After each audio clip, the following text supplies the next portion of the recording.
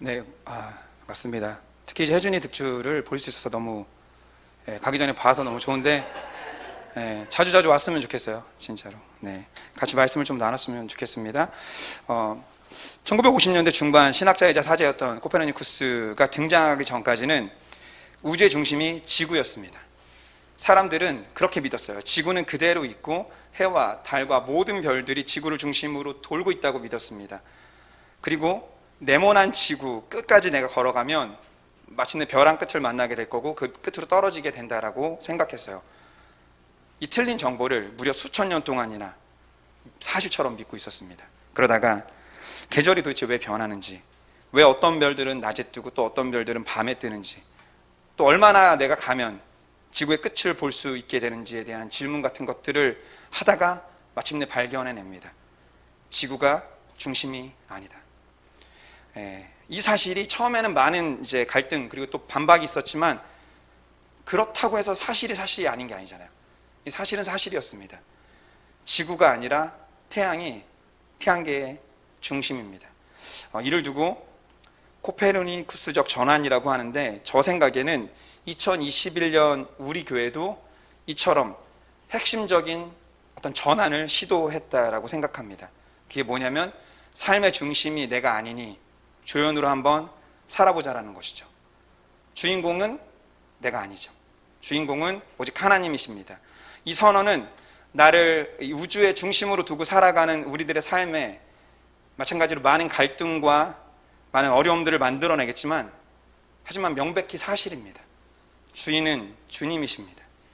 그러나 슬퍼할 필요는 전혀 없습니다. 왜냐하면 이 사실을 역설적으로 하나님의 작품을 이루기 위해서 조연인 우리들이 절대적으로 필요하다라는 뜻이기 때문입니다. 왜냐하면 하나님의 우주 드라마는 모노 드라마가 아니기 때문입니다. 제가 말씀을 한 구절 읽어드리도록 하겠습니다. 넘겨주세요. 네, 제가 읽어드리겠습니다. 우리는 하나님의 작품입니다. 선한 일을 하게 하시려고 하나님께서 그리스도 예수 안에서 우리를 만드셨습니다. 아멘. 내가 아니라 우리가 하나님의 작품입니다. 믿으십니까 이거를? 이 말씀을 공식화하면 넘겨주세요. 하나님 플러스 나 플러스 이 주변에 보이시는 인간, 그러니까 이 문제 많은 사람들이 이렇게 이해할 수 없는 왜 하나님께서 이렇게 모으셨지라고 생각할 만한 이 모임이 하나님의 선언에 의하면 하나님의 작품입니다. 그러니까 믿기지 힘들겠지만 나를 포함해서, 여러분들을 포함해서 이 모임이 하나님의 작품입니다. 이럴 줄 알았죠. 네, 도저히 믿기 어렵다라는 그런 표정들. 여러분들 사실 여러분들 잘 모르시겠지만 하나님은 항상 이런 식이세요. 항상 하나님은 도저히 믿기 힘든 일들을 우리에게 제안하시면서 야 좀 믿어라 라고 말씀하시는 분입니다. 자, 그러나 만약 여러분들이 하나님을 사랑하신다면, 또한 여러분들이 하나님이 선하시다고 믿으신다면 하나님께서 당신의 작품으로 우리들을 선택하셨다는 걸 믿으시길 바랍니다. 그리고 거기에는 내가 도무지 받아들이기 힘들고 이해할 수 없는 어떤 구성원도 포함되어 있다는 것도 기억하시길 바랍니다. 저는 오늘 제가 가장 좋아하는 이야기에 담긴 본문으로 지금 이 공식을 좀 증명해 보려고 합니다. 제가 가장 좋아하는 이야기다 보니까 많은 분들에게 자주 말했던 내용이고 우리 위대한 진열 형제께서 성교회를 통해서 이미 해준 설교 말씀 본문이기도 합니다. 그래서 여러분들한테 매우 익숙하겠지만 이게 그냥 설교라고 생각하지 마시고 가는 전도사의 마지막 부탁이니라고 생각하시면서 좀 기울여 드려주셨으면 좋겠습니다. 여러분들 이 부탁 하나만 잘 기억해 주셔도 하나님의 작품으로서 교회가 우리가 될 수 있다는 사실을 기억하셨으면 좋겠습니다. 이 너무나 중요한 거기 때문에 제가 사실 이렇게 중요한 것들은 입금 좀 돼야지 제가 말하거든요. 근데 제가 오늘은 특별히 선물로 그냥 거저 드리도록 하겠습니다. 자, 우리 할 말씀을 먼저 같이 읽어보도록 하겠습니다. 같이 읽습니다. 시작.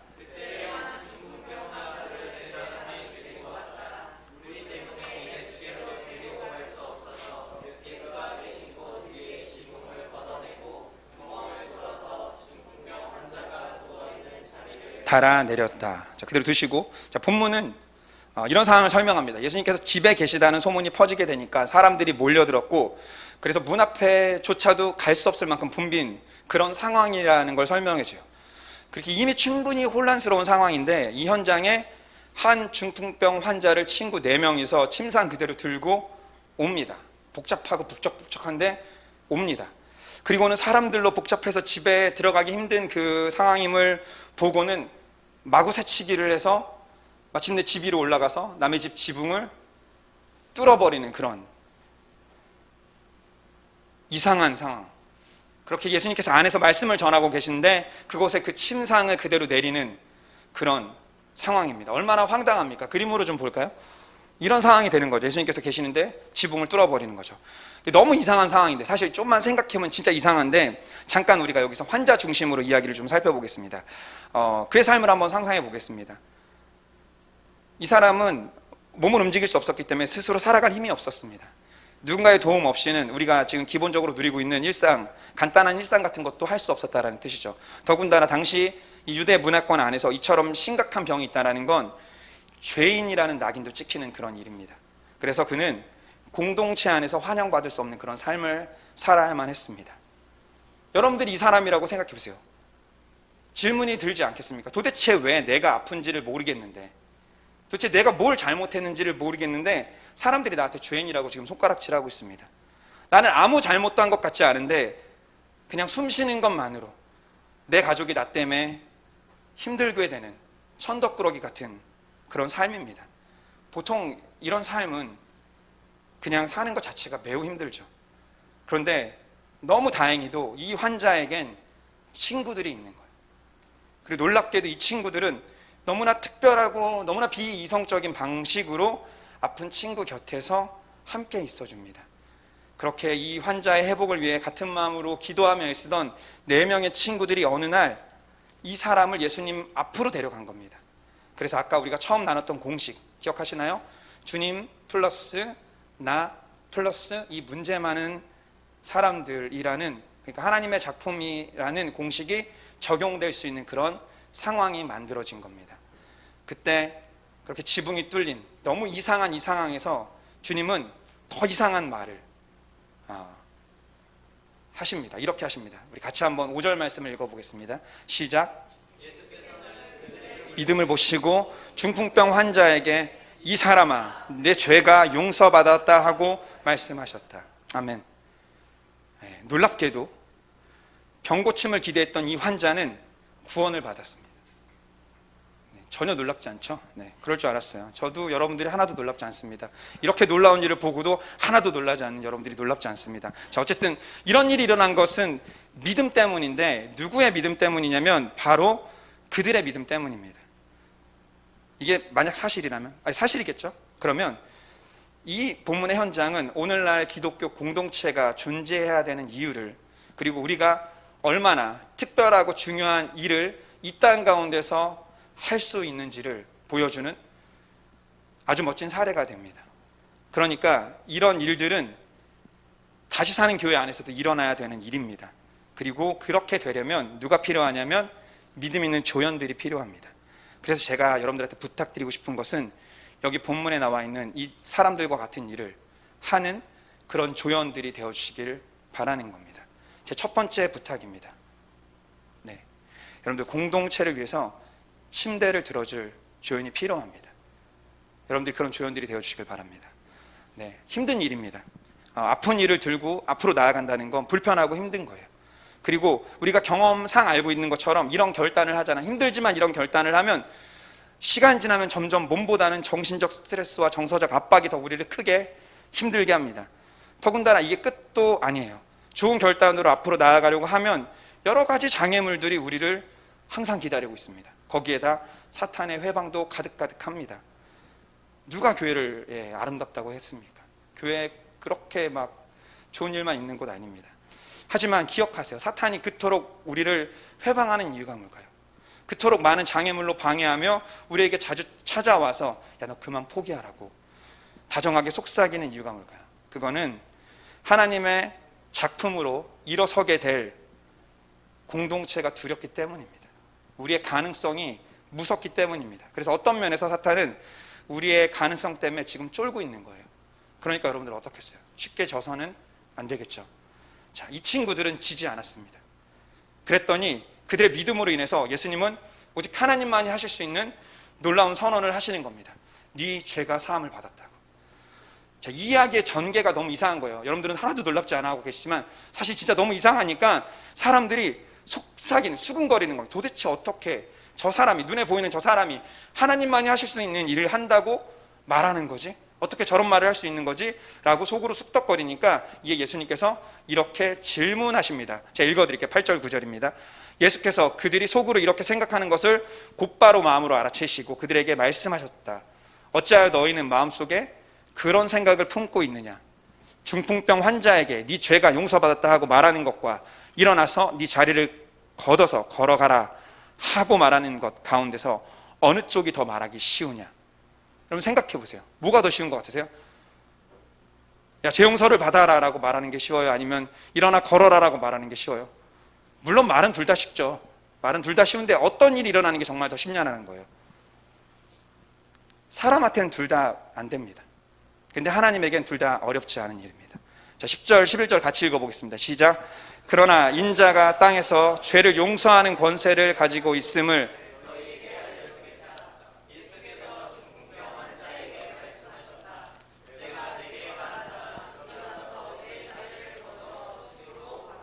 다시 말씀드리지만 죄 용서도 그렇고 불치병도 그렇고 이게 회복되는 것은 사람이 할 수 있는 일이 아닙니다. 하지만 하나님께는 둘 다 별게 아니에요. 실제로 주님은 죄를 용서하는 권세가 있음을 증명하겠다고 하시면서 일어나 걸으라고 선언하십니다. 이해가 되세요? 너 죄를 용서해 줄게. 일어나 걸어. 이렇게 말하는 거죠. 얼핏 말과 행동이 맞지 않는 것 같겠지만 구약의 약속들과 이스라엘의 기대대로라면 죄사함과 불치병의 치유는 약속된 하나님의 날이 이 땅 가운데 임할 때 일어나게 될 자연스러운 현상입니다. 그러니까 이미 예언된 약속이에요. 죄가 용서되고 누군가 병고침을 받는 일들은. 그렇기 때문에 자신의 정체를 드러난 예수님의 이 선언은 이스라엘에게는 말이 될 뿐만 아니라 하나님의 임재에 대한 강력한 선언인 동시에 증명이었습니다. 하나님 나라가 임했고 말도 안 되는 일, 하나님만 하실 수 있는 일들이 이제 일어날 거야 라는 선언입니다. 그러니까 이 현장에 있는 사람들은 하나님의 임재가 임했기 때문에, 증명되었기 때문에 이제는 분명히 선택을 해야만 했습니다. 믿거나 말거나. 우리가 흔히 착각하는 게 있죠. 눈앞에서 하나님이 증명되면 나 더 잘 믿을 수 있을 것 같은데 나는 왜 그런 걸 못 봤지? 여러분 사실 전혀 그렇지 않습니다. 그날도 그랬어요. 누군가는 이 증명된 현장에서 있었음에도 믿었고 누군가는 믿지 않았습니다. 선택하는 겁니다. 여러분들이. 여러분들은 어쩔 겁니까? 여러분들은 오늘 어떻게 하시겠어요? 믿음으로 선택하시겠습니까? 아니면 믿지 않으시겠습니까? 자, 중요한 사실은 오직 하나님만이 하실 수 있는 이 놀라운 일들이 시작된 계기가 뭐냐면 그들의 믿음 때문이었다라는 겁니다. 이것이 우리가 품어야 될 소망입니다. 우리들도 우리의 믿음으로 누군가의 죄의 문제에 관여하고 해결할 수 있습니다. 우리들도 우리의 믿음으로 누군가의 삶의 문제에 관여하고 회복시킬 수 있습니다. 우리들도 우리의 믿음으로 이 힘든 삶의 현장 가운데서 오직 하나님만이 할 수 있는 일들을 보여주는 그런 도구가 될 수 있습니다. 그렇게 되라고 하나님께서 당신의 작품으로 우리를 선택한 겁니다. 이건 내가 능력을 다 갖춰서 할 수 있는 일이 아닙니다. 능력은 누구의 것이냐면 주인공이신 하나님의 것입니다. 그렇기 때문에 우리에게 필요한 건 단지 그분을 향한 믿음과 또한 누군가를 위해 내가 침대를 들어보겠다는 그런 각오뿐입니다. 그래서 그렇게 한다면 분명히 힘들어지겠지만 그럼에도 불구하고 선택해야 합니다. 제가 다시 묻겠습니다. 여러분들 힘들겠지만 공동체를 위해서 침대를 들고 걸어보시겠습니까? 아니면 그냥 마시겠습니까? 겨울에 저는 종종 밖에 나갔다 들어오면 손이 얼어 있잖아요. 이거를 어떻게 녹이냐면 아이들의 맨살에 집어넣습니다. 그러면 하은이가 간지러워합니다. 하지만 참습니다. 자, 예진이는 어떻게 할까요? 그냥 시체와 같이 가만히 있습니다. 어떤 반응도 없이 그냥 가만히 있습니다. 고맙죠. 그래도 가만히 있어주니까. 자, 여러분들이 이제 기대하시는 그녀, 그분 어떻게 할까요? 소리칩니다. 협박하고 못하게 합니다. 여러분들 제가 나름 가장인데 집에서 이런 꼴을 당하고 제가 살고 있습니다. 여러분 그렇게 생각할 수도 있죠. 안 하면 되잖아. 왜 하는 거야? 이렇게 생각하실 수 있잖아요. 근데 제가 왜 하는지 이유를 설명해 드릴게요. 제가 어렸을 때 진짜 꼬맹이 때 밖에 나갔다 겨울에 들어오면 어떻게 됐겠어요? 똑같이 손이 얼어 있었겠죠? 그러면 저희 엄마는 그 손을 당신의 품에 넣어서 항상 녹여주셨습니다. 제가 그 기억이 남아있는 거예요. 그 마음 따뜻한 기억이 남아있기 때문에 여전히 제가 그 이상한 짓을 계속 하는 겁니다. 저는 단지 손을 녹이고 싶은 게 아니에요. 아시겠어요? 저는 그 마음과 그 품이 그리워서 항상 그런 걸 하는 거예요. 차이가 있죠. 그냥 견디는 아이들과 저희 어머니는, 아이들은 가만히 있어주긴 하지만 저희 엄마는 제 손을 더 적극적으로 더 깊은 곳으로 가지고 가서 녹여주셨습니다. 그리고 제가 개인적으로 어머니한테 경험한 이 사랑, 이런 종류의 사랑을, 그러니까 우리의 언손을 자신의 더 깊은 품으로 가져가서 녹여주는 그런 사랑을 저 여러분은 그리스도의 십자가를 통해서 이미 경험했습니다. 그래서 그 경험으로, 그 사랑으로 우리 죄로 얼었던 손이 녹아져 내렸고, 그래서 이제 여러분들이 어떻게 판단하는지는 잘 모르겠지만 이제 우리 손은 거룩해졌습니다. 제 부탁이 이거예요. 여러분들 그 손으로 조연의 역할을 자처해보자라는 거죠. 얼어붙은 지체의 손을 좀 더 적극적으로 내밀어서 내 품으로 가져와 녹여주고, 힘들어 누워있는 지체를 위해서 손을 내밀어 그의 침대 그대로 들고 일어나 같이 좀 걸어가 보고, 그러면 제 어머니의 그 사랑이 추운 겨울마다 내게 생각나는 것처럼 누군가의 마음에는 교회 공동체라는 곳이 따뜻한 기억으로 새겨지게 될 겁니다. 그러면 우리 주님은 우리를 통해 죄의 문제와 삶의 문제에도 어떤 변화를 만들어내실 것이고, 그렇게 우리는 하나님의 작품이 될 수 있습니다. 그렇기 때문에 제가 부탁드리는 겁니다. 여러분들 제 첫 번째 부탁 들어주실 수 있겠습니까? 네, 스스로 기억하시길 바랍니다. 여러분들이 아멘 했다는 걸. 제가 두 번째 부탁입니다. 여러분들 공동체를 위해서 침대에 누워있을 조연도 필요합니다. 네. 여러분들이 그렇게 해주셨으면 좋겠어요. 이게 제가 여러분들한테 드리고 싶은 두 번째 부탁입니다. 그러니까 오해하시면 안 돼요. 단지 나약해지셔라, 단지 옆에 있는 사람한테 자주 기대어 옆 사람을 힘들게 좀 해라, 이런 말이 아닙니다. 하나님을 믿으라는 말입니다. 하나님이 세우신 공동체를 기대하라는 말이고, 교회를 세우시고 교회를 통해 일하실 하나님을 소망하라는 말입니다. 이건 하나님이 만드신 신비한 내 몸의 그 신비가 이미 내 몸 안에서 적용하고 있는 시스템이에요. 무슨 말인지 아시겠어요? 자, 건강한 사람들이라면 유기체인 몸의 세포들이 내 몸의 일부가 아프거나 힘들면 적극적으로 가서 방어해주고 도와주고 회복하는 데 기여해 줍니다. 그러면 결국 한동안은 몸 전체가 조금 힘들겠지만 시간이 지나면 결국에는 몸 전체가 회복돼서 전체가 유익한 상태가 됩니다. 이런 건 뭐 한센병이 가장 특별한 예가 될 수 있는데, 오히려 건강하지 않을 때, 그럴 때 이 시스템이 무너지는 거예요. 건강한 사람은 내 몸이 알아서 기대요. 그리고 회복되죠. 자, 본문의 결론을 봐도 제가 왜 이런 말을 하는지 이해하실 수 있을 거예요. 침대에 누워있던 중풍병 환자가 친구들의 믿음으로 인해서, 예수님의 능력으로 인해서 일어나 걷게 됩니다. 그래서 예수님 만나러 갈 때는 힘들게 갔죠. 땀 뻘뻘 흘리면서 무겁고 힘들고 불편하게 예수님께 나아가던 이들이 이제는 다 함께 자유롭게 가볍게 뛰면서 마을로 돌아가게 됩니다. 그리고 이 모습을 누가 보냐면 새치기 당해서 짜증나던 그 사람들, 그리고 그들이 어울리는 모습을 불편해하고 손가락질하고 싫어하던 동네 사람들도 보게 됩니다. 하나님의 작품이 된 기적의 공동체의 모습을 보게 된 거죠. 그리고 그 공동체의 모습, 하나님의 작품이 된 공동체의 모습을 보면서 그날 그들의 믿음에 동참하지 않았던 사람들까지도 하나님을 찬양하게 됩니다. 우리 12절 말씀 다 같이 읽어보겠습니다. 시작.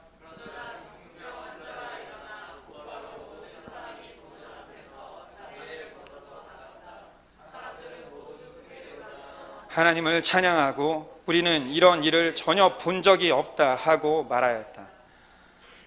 믿는 우리들 뿐만 아니라 믿지 않는 사람들까지도 하나님이 일하시는 것을 통해 하나님을 찬양하게 되는 그런 일들, 그게 바로 교회가 존재하는 이유인 그런 일들이 다시 사는 교회 안에서도 많이 일어났으면 좋겠습니다. 본문에 보면 이런 일을 전혀 본 적이 없다는 표현이 있는데 너무 마음에 들지 않습니까? 우리가 이처럼 하나님의 작품이 되게 된다면 세상에 본 적 없는 일들을 보여주는 공동체가 될 수 있습니다. 그런데 그렇게 되기 위해선 필연적으로 누군가 침대에 누워보는 순간도 필요한 거예요. 그게 몸 전체가 건강해지는 지름길입니다.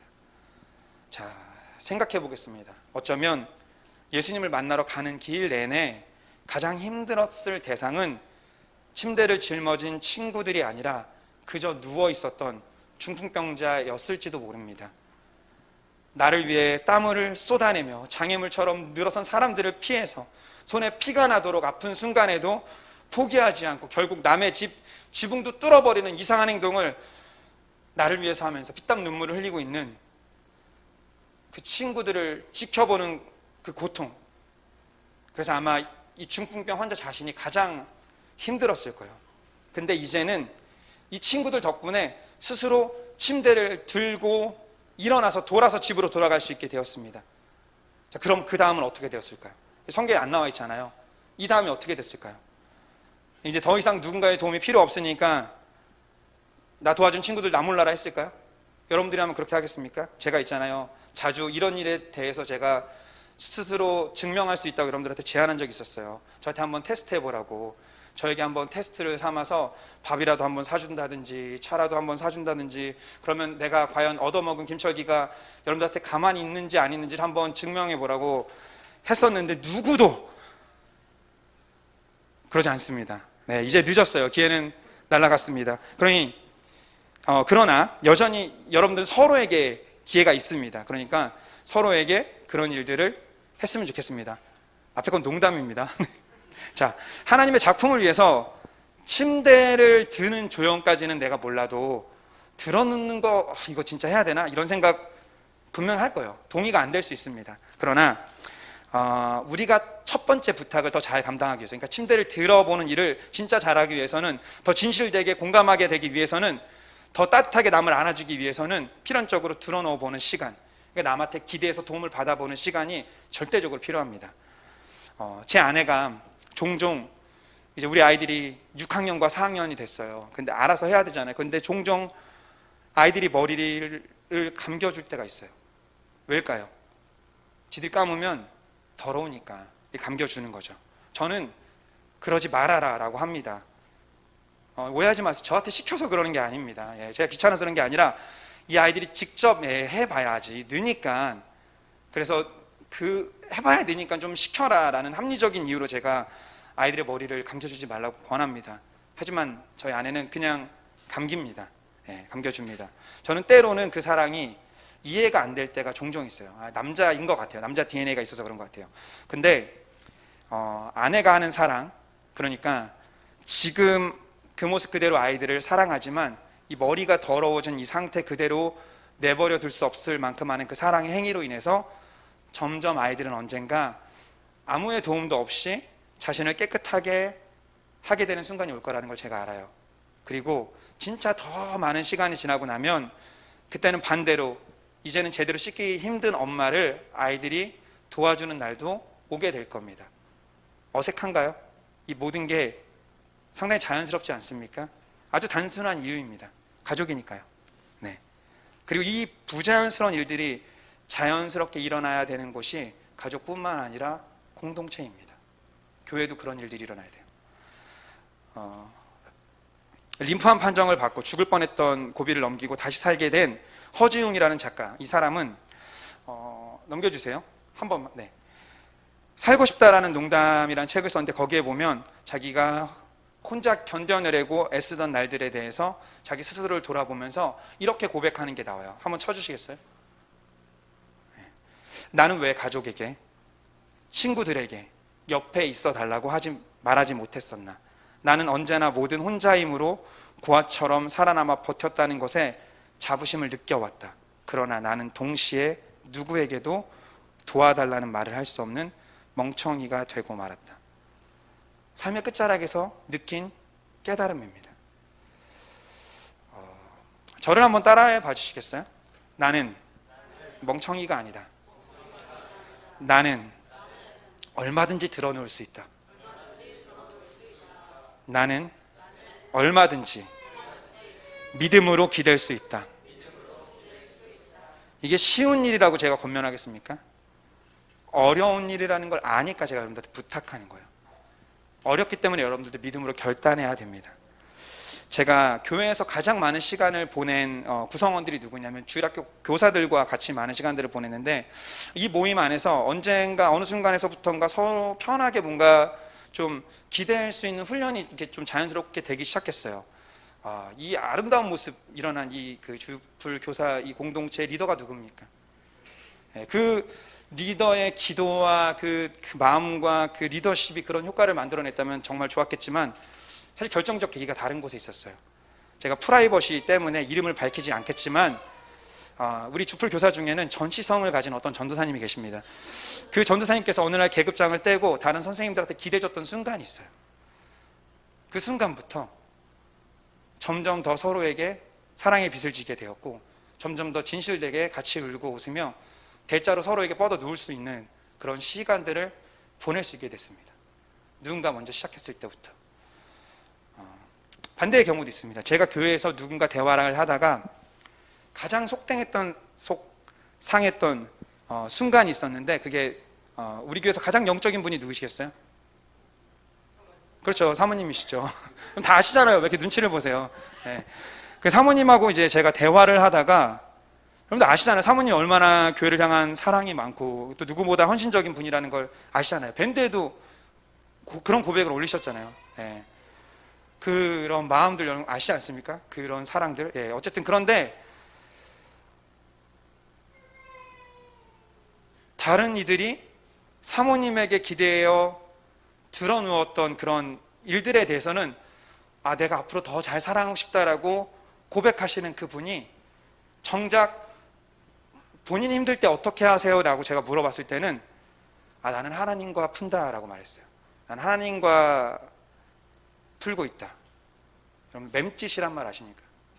이럴 때 쓰는 말이에요. 마음이 찢어지지 않습니까?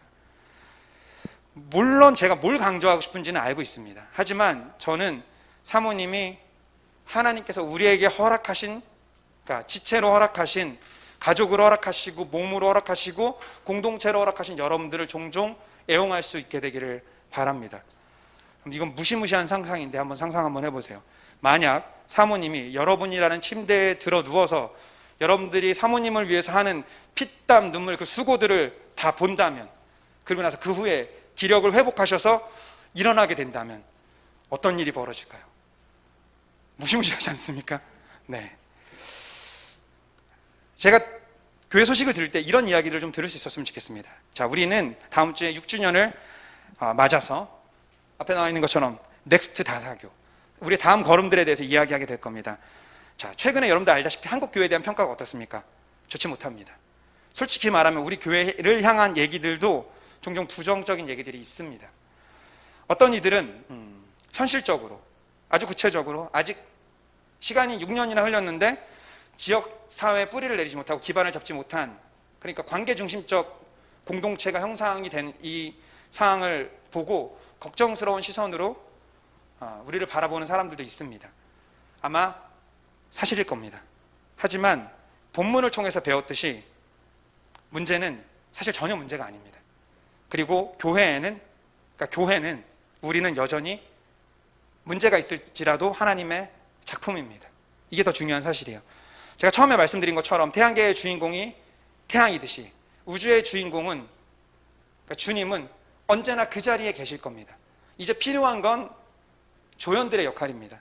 사실 우리가 본 본문의 이야기는 지금 우리 교회의 상황보다 나을 것이라는 게 하나도 없었어요. 훨씬 더 열악하고 더 불편하고 더 문제가 많았습니다. 다만 이 이야기에 있었던 건 조연들의 활약입니다. 믿음으로 침대를 들어준 조연들, 믿음으로 침대에 누워있던 조연, 이들로 인해서 우리가 읽었던 것처럼 사람들이 모두 크게 놀라서 하나님을 찬양하고 우리는 이런 일을 전혀 본 적이 없다고 말하는 그런 일들이 일어났어요. 넥스트 다사교회도 이런 일들이 일어났으면 좋겠습니다. 우리끼리만 모여서 찬양하는 것 아니라 지역 사람들도 우리 믿음 때문에 하나님을 보게 되고 그 하나님을 찬양하게 되고 이런 일을 본 적이 없었다고 말하게 되는, 저 교회를 보면 정말 하나님이 살아계신 것 같다고 외부에서도 말하게 되는 그런 교회가 되면 좋겠습니다. 그게 교회를 세우시고 하나님이 꿈꾸신 하나님의 작품의 모습입니다. 자, 여러분들 눈을 감고 저를 따라서 한번 기도해 주셨으면 좋겠습니다. 저를 따라서 이렇게 기도해 주세요. 아버지 하나님, 우주의 중심은 주님이십니다. 나는 조연으로 침대를 들겠습니다. 종종 침대에 눕기도 하겠습니다. 우리의 믿음도 오직 하나님만이 하실 수 있는 영광의 도구가 되게 해주세요. 우리의 믿음으로 누군가의 삶의 문제가 회복되며 영혼의 문제도 해결되는 하나님의 역사의 도구가 되게 해주세요. 예수님의 이름으로 기도했습니다. 아멘.